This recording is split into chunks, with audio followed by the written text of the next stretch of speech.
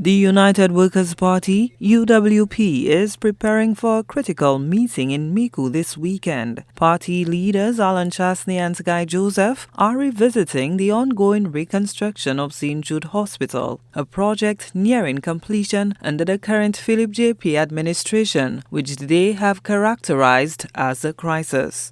Chasney has publicly criticized the SLP's government management of the hospital project, contrasting it with the yellow-clad wing his administration erected in 2019. He described his party's structure as superior to what the UWP considers an outdated building, placing the blame squarely on recent prime ministers. We know Stephenson King, Kenny Anthony, and Philip Pierre all had the ambition to convert an 80-year-old building that had a catastrophic fire and to somehow salvage that building and to present it to the people of St. Lucia, and particularly to the people in the south of the island, as being the solution. So collectively, Stephenson King, $30 million, Kenny Anthony, about $110 million, and now we're hearing from the Philip Pierre administration that they're going to spend $270 million on this building. So collectively, $400 million to build a hospital that would be outdated and antiquated the moment it opens. And up to now, we cannot get confirmation as to how many beds this is going to contain. No details. All we keep hearing is a story, it's soon come, soon come. We're there, we're almost there. That's 4 years has gone by. So we see 11 years between the three of them and $400 million. Despite his UWP administration's unfulfilled deadlines for the hospital, Chasney cited the COVID-19 pandemic as the reason for his lack of progress. He also questioned the judgment of his contemporaries while highlighting his own leadership. So the people of St. Lucia are going to pay $400 million just for the old building. And if you want to include our new building, over $500 million EC dollars. Now, I want to put $400 million into proper perspective. $400 million is what the estimate was to build the brand new airport terminal. So the airport terminal, the jetways, the road going up to the second floor, the new tarmac, and also all the new traffic control tower, everything was going to cost $400 million. So it's very easy for people to see whether, in fact, we've gotten value for our dollar.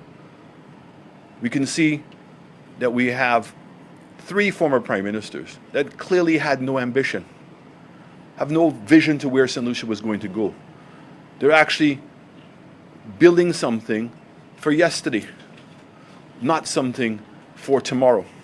Chasney drew a parallel between the GPH and DSH projects, arguing that his decisions in 2016 have been vindicated. The UWP is now mobilizing support for the official launch of its 17 candidates this weekend. Chasney invoked the biblical story of Noah's Ark, portraying himself as the protagonist. He cited divine intervention for the coincidental timing of the meeting on September 7th, which also marks the anniversary of the death of party founder Sir John Compton. United Workers' Party was preparing for this day. I used an example in my speech on Sunday, and I talked about Noah building his ark. And nobody knew what he was doing and why he was doing it until it started to rain. And when it started to pour and the place started to get flooded, everybody then understood why Noah built his ark. Well, the United Workers' Party has understood that this day was coming. And we have built a team of men and women to take this country out of the despair that we're in and to return honesty and integrity to this country. To return hope and pride, nationalism, where we can stand and be proud of who we are as St. Lucians and be proud of the people who are representing us. And on Sunday, we're going to be launching those 17 candidates.